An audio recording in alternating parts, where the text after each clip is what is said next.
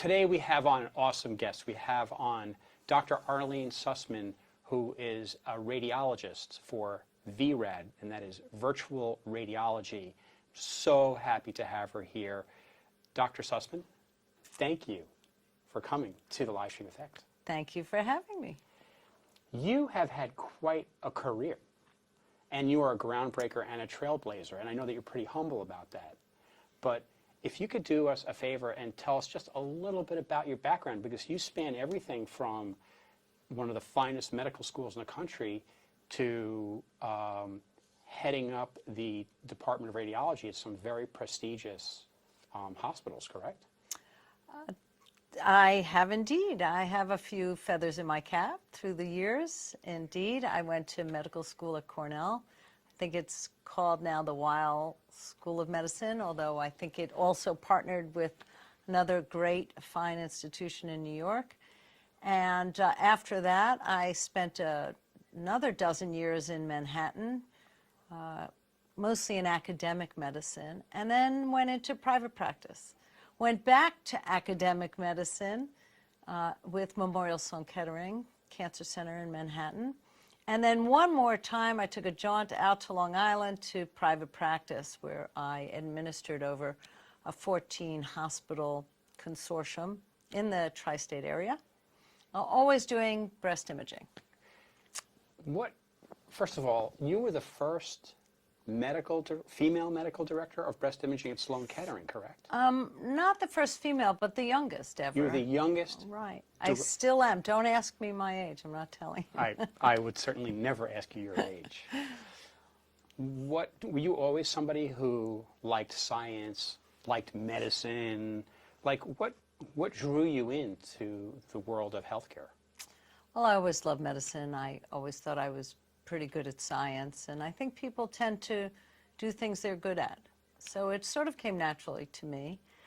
As far as breast imaging specifically, or women's imaging, I really felt that I wanted to give back to women everywhere, and I pursued it pretty vigorously. When you started in breast imaging, it wasn't as, I guess I have to say, popular or taken as seriously as it is today. Is that correct? And on top of that, if that is correct, tell me about why you chose it, and did you see the future? Well, that's a big question. I know, but I ask big questions. That's a big question. So I was always interested in medicine, and then I was interested in radiology. I liked radiology because it was both encyclopedic in nature. You had to know a little bit about everything, and at the same time you could interact directly with patients, and breast imaging was the perfect combination of both. So I could see new things every single day. I could interact with patients at a single point in time, and still be academic if I wanted to. It really was the best of all worlds. I also felt that you know, it wasn't really so much me that was driving the work. It was really lay people out there in the country. You know, so many women were being diagnosed. I don't know a single person who doesn't know somebody who was affected in some way, shape, or form by breast cancer. And they really drove the message. You know, the grassroots movement in this country is tremendous. And it forced everyone to sort of pause and look at this disease from multiple perspectives. And I agreed with the passion for it and the drive to make it work and to find some answers. And you were a trailblazer. In some ways, when mammography turned digital, I realized that there was an opportunity here to share data. You know, up until then, it were hard copy films. You would pop them up on a light box, and you'd have to wait for snail mail to send you the films and to collaborate with anybody. And as soon as it went digital, and it went digital kind of late in the era of radiology, it was far behind CAT scan and MRI and the like. But once it did, we realized that those images could be shared by other experts. You could get second opinions. You could send films to experts, to be read by experts, because there aren't that many in the country. So it was a valuable turning point, a valuable sentinel moment in breast imaging and what we could do. When it went digital and all these new techniques were now being implemented, what was the benefit to the patient?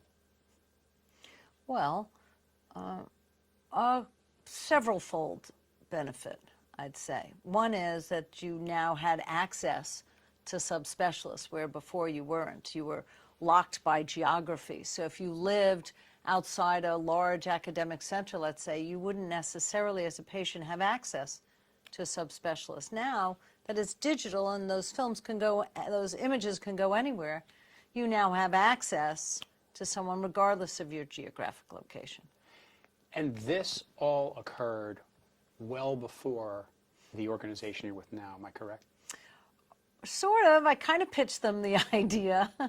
So wait a minute. With one other fellow at the company at the time. And this is at the company now, VRAD. right. And VRAD was, they were a very talented group of engineers and talented technicians. And they saw the value of it. And not just at that level, but also at the, sort of the C-suite level. They recognized its value So let's go and back. its potential. I'm sorry to interrupt you, but let's go back a little bit because I want to go to because now I'm really curious because you really weren't doing digital imaging. Well, you were, but VRAD wasn't really there yet, and they're a virtual radiological company. What drew you to VRAD? It wasn't, well, the company that I was with previously, the private practice, I told you about those 14 hospitals, they went into partnership with VRAD. And at the time, nobody was doing virtual mammography, no telemammography. And I thought it was time, and I pitched the idea to them that everyone was doing it on a small scale. Say you have a practice and you have 2 offices. Right. And you only have 1 doctor. They may, at that second office, perform the studies and then link by computer the 2 sites so that I could sit at site A and read the images from site B. But it was clearly not a scalable event. Nobody was really thinking about this on a nationwide level. So how did that get into your head of that idea? And then you went to the powers that be at VRAD, a gigantic company, and said, we can do this, and we can help a lot of people, and we can increase revenue. Like, first of all, what gave you the idea? Well, you got to think big. I think you have to think big. But were you sitting around one day, like watching TV and going, oh, you know what, we could, or were you thinking about other companies? How did it come upon you? Well, it was an opportunity. I knew what the company was doing, and it was doing it in other areas of radiology, just not in breast imaging. And that was my specialty, and I recognized that there was an opportunity here to build a platform and sell the idea to hospitals and practices around the country. So you went to management at VRAD, and what happened? I said, I have an idea. I have an idea. I think that we can take mammography and bring it to all the sites that we currently service, that are currently doing mammography on the ground, but let's put it up in the cloud. Let's go to our current clients and say, hey, we now can do this for breast imaging, and we're going to collect a group of specialists, fellows of breast imaging together, and together we're going to read these studies for these women. How long ago was this? I want to say half a dozen years. So let's say 6, 7 years. Okay, that's fair. Okay. How long did it take you to convince them that this was the way to go?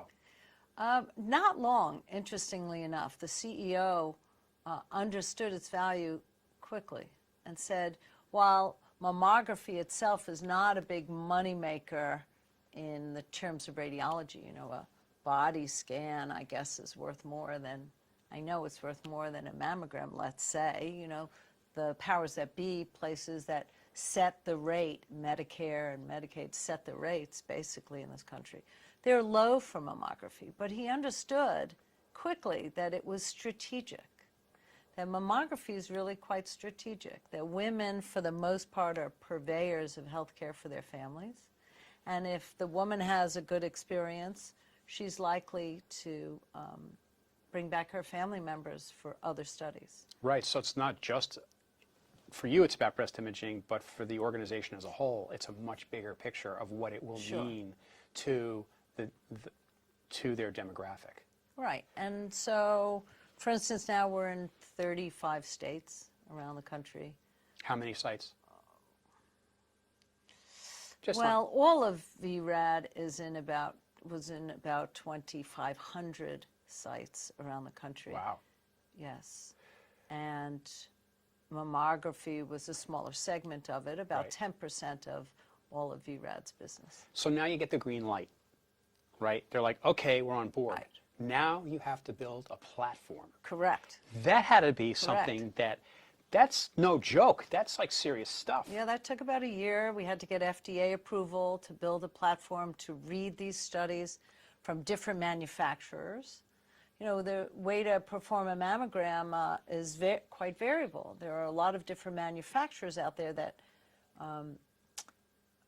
that create mammographic imaging, and you need a platform that can read from any manufacturer, and you have to be able to grow. So the data sets for mammogram are huge, and to be able to download those quickly and efficiently required us to build something from the ground up. We tried outsourcing it, and it sort of stumbled a little bit, and that's why we decided to build our own. And again, the powers that be understood that quickly and said, hey, if we want to succeed, we're going to have to invest up front. That's a big investment, but that's also brought back big returns. How were you involved in that build of the platform? Well, I don't, I confess that the technology behind it is not my forte, but I sat down with the engineers and they said to me, what would you like to see this program look like? And we just started designing it. So you designed it, implemented it. Were there, like when you first started launching it, were there like bumps and were there challenges and? Sure, and absolutely. How did you get through those? I lost some hair over it, tearing out of my hair. But it did eventually work. It eventually worked, and the truth is we continue to tweak it. We continue to change it and build it some more as needs change, as our needs change. When you started rolling it out, I can imagine that a lot of organizations, hospitals, and practices went, nobody wants to do virtual imaging. We're not going to do that. Everybody wants to go to the doctor. Obviously, that's changed now. We'll talk about that. But how did you get through that? It was a sell. You had to believe in it. I believed in it. I believed in the product. I believed in outreach. I believed that women were getting shortchanged, and we were going to bring them better technology, better solutions. And I had to sell it. I will tell you, I had to sell it. I would go on every sales call. I would fly to various sites, and I would pitch the idea and sell the idea. And eventually, it started to sell itself. And then the pandemic hit. And then the pandemic hit. And everyone wanted to get in on it, and everyone wanted to figure out how to do telemammography. And we're already a country mile ahead of everybody. Because you have the platform. We have everything. You have the docs. Right. You have the infrastructure all set up. Correct. And you have the technology down. And we're nationwide already. So describe to me telemammography, describe the process, and I'm also very curious about the live component of it, because you're not just reading scans, you're also the doc who's helping the patient make good decisions. Yeah, we're interacting directly with patients via live streaming. Tell us how that works. That's what we call it. We put up a 22-inch video monitor. It's really just a fancy video phone. And every site that we partner with has one. And we, of course, at the doctor's station has one.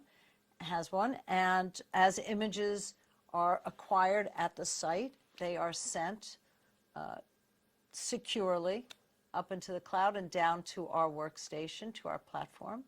And whatever doctor is licensed in that state and has privileges and credentials at that facility and is on at that hour will read that study live most of the time. To whom?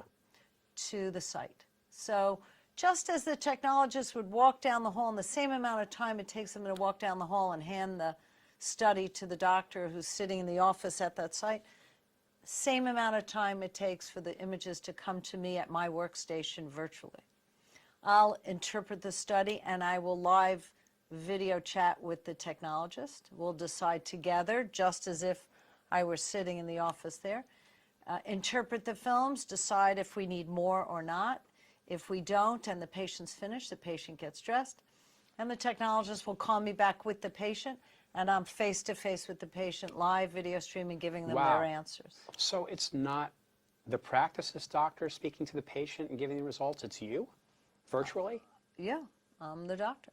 I'm their doctor at that moment in time as I interpret their study. And who is at the site? The patient and the technologist, the nurse navigator, the referring physician may be down the hall. I can talk to the referring physician if there's an issue. Wow, so they don't even have to have a doc in the room. They have the technologist, the nurses, Correct. whoever it is, and you're the doctor. Correct.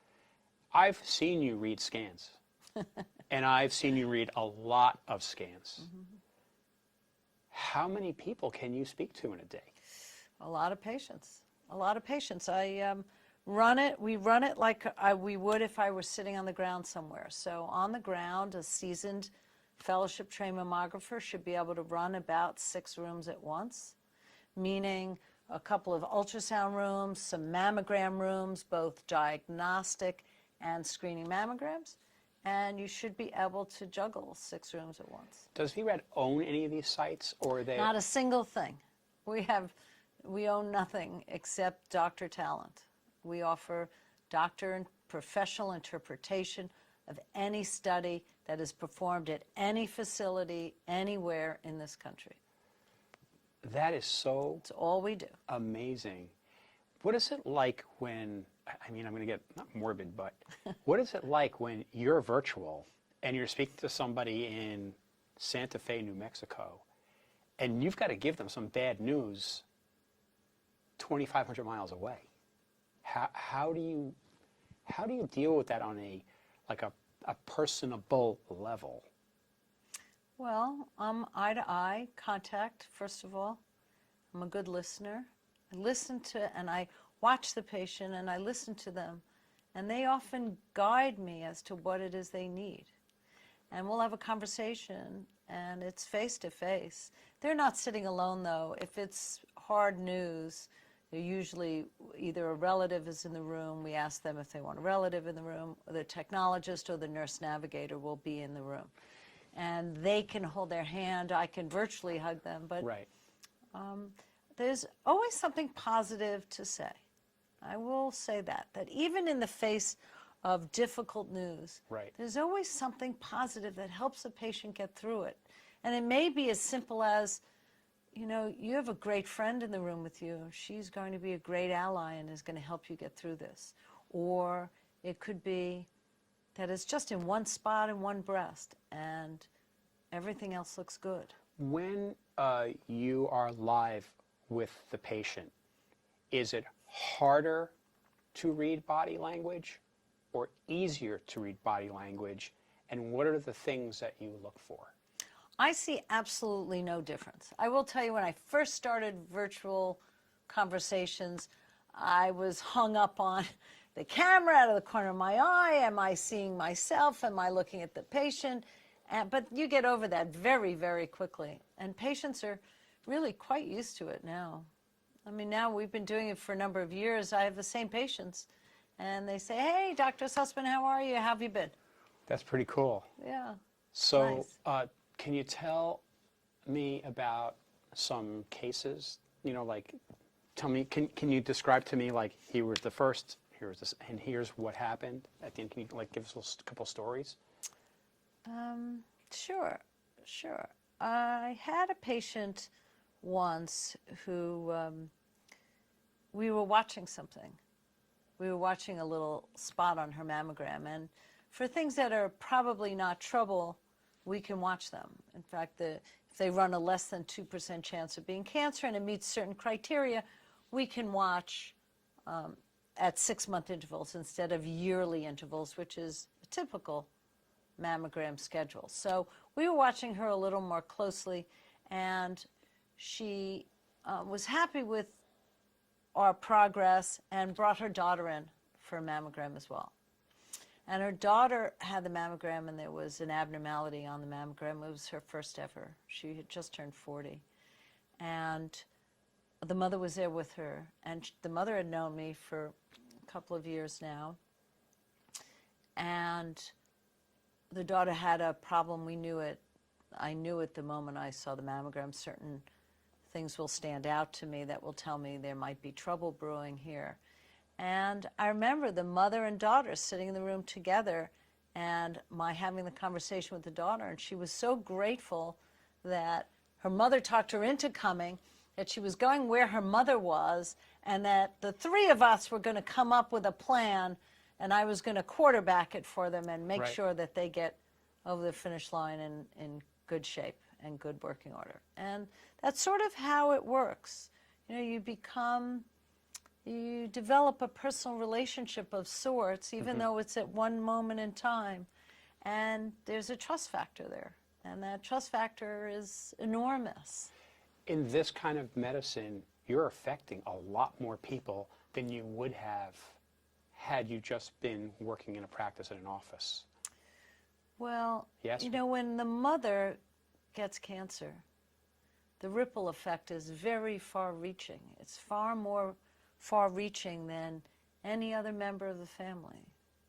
And so I recognize how powerful and important that connection has to be with that person, because that person thinks of herself as really the rock and really the person who takes care of everybody else. And I had a patient once where she said, well, I didn't come for the mammogram for a few years because my husband was sick and I needed to take care of him. And I really let myself go. And she had a cancer on her mammogram. And I explained to her very gently, maybe did a little finger wagging, but I explained to her that if she's not well, then she can't take care of anybody. And it was very important that she put herself first at this moment. Save yourself first. You have to, otherwise you're not going to be able to take care of anybody else. Put your own oxygen mask on before you put on your child. Yeah, and that's really sage advice that you're giving. So you're more than just somebody who's reading a scan. In breast imaging, yes, and that's part of, and I think that was you touched on it perfectly. You're saying what is exactly true about breast imaging, which is unique to women's imaging, rather than just sitting in a dark, windowless room reading someone's head CAT scan in the emergency room. It's a very different experience. And again, it's that grassroots movement that converted breast imaging from just some anonymous interpretation to a personal interaction. It's really, it's amazing how digitally, because you never actually get to meet them live, maybe most you don't, that it's become a whole holistic thing. It's not just reading the scan, it's the process. You're also building a relationship digitally, with somebody who you've never met before. And you're not only building it with the patient, you're building it with the technologist. So I'm willing to bet, and maybe you can tell me, that you've now developed relationships with a lot of the technologists at the different practices. Oh, you betcha. And so what happens when, they call you, what's that relationship like? It's close, it's wonderful. They say, listen, I just did my own mammogram. Could you read it for me now?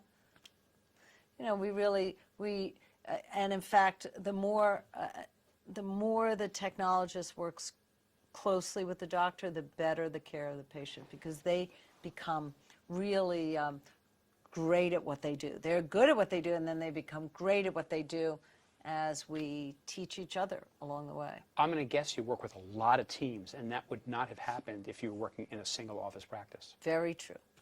Very true. I'm everywhere. I'm in Nebraska, I'm in Washington, I'm in Oregon. Do you change your accent? Vermont. They do. They do? And it's kind of funny because, you know, I'm sort of New Yorker born and bred, and Yeah. I speak quickly. And sometimes I just have to slow down. Is it the speed also, or also the inflection? Like, talk New York for us. Do you ever get that? Sometimes. Because I know I get that sometimes too. Sometimes. So the pandemic has hit. Tell us how it's changed telemammography, and I'd also like to know where you think it's going. Well, we were ahead of our time. We were ahead of the curve. And now with COVID, my hope and my fervent prayer is that we go back to the way we used to be, which is social interactions, coming to an office, going for your mammogram, or doing whatever it is you need to do the way it was. And I'm confident that we will get back to that. In the interim, we're available. We will always be available. We will always serve an important purpose because, again, there are only a limited number of subspecialists in breast imaging, and this enables us to get out there to everybody. Where do I think it's headed? What I do think is the missing piece in all this, and I don't think we're that far away. You know, when I told you earlier to think big, the next pitch to VRAD really is how to do breast biopsies remotely, because we do everything up until. So I'm interpreting, I'm relaying information virtually, I'm doing everything virtually. The only thing I can't do right now is do the biopsy because I'm in the cloud. Right. But there are ways, and we're looking at ways to do it remotely, and we're not that far away. Wow, that's really amazing. Right. Are you allowed to tell me about any of that, or you have to kill me? Some of it's proprietary, but there are some programs out there. They're not being applied to breast, and that's where I come in because I have a loud voice, and I'm out there, and I'm around the country, and we want to be heard, and we want solutions, and I think this is a great solution.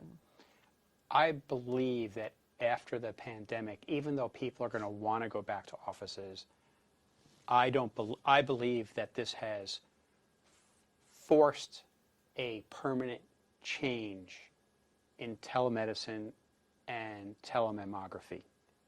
Agree or disagree? Why? Well, I like to think that we really are social animals. And to isolate indefinitely is probably not in our best interest as human beings. So to say that we're going to permanently change the landscape of how we interact, I respectfully disagree with you. And I'm in a field where I would want everything to be virtual, and I don't think that that's the ultimate solution for people today. What is a solution? Is that we continue to interact as social beings. Together. Together. In the same room. Absolutely. Absolutely. But this is a great solution for so many women out there that don't have that option. Right. They could be 100 miles from the nearest. And they are. We have some patients that out west that they drive over 2 hours to get their mammogram. Well, we're not going to send them home in the event that they need to come back yet again for additional images. So we read all of those cases live, even though they have no symptoms or any problems. It's the kind of courtesy that women deserve. Really cool. Well, I really appreciate you coming here today. You want to say that What? you think that we're going to be virtual in our classrooms, perhaps? And No, I don't. And in our social lives and in medicine, but Well, yes and no. And that's a really good point. And yes and no, because of what I do, obviously, you know, I want it to grow. I agree with you that we need to be social animals. We need to be in the same place. I can't wait to go to a concert Me again. too. I can't Ready. wait to go to the theater again.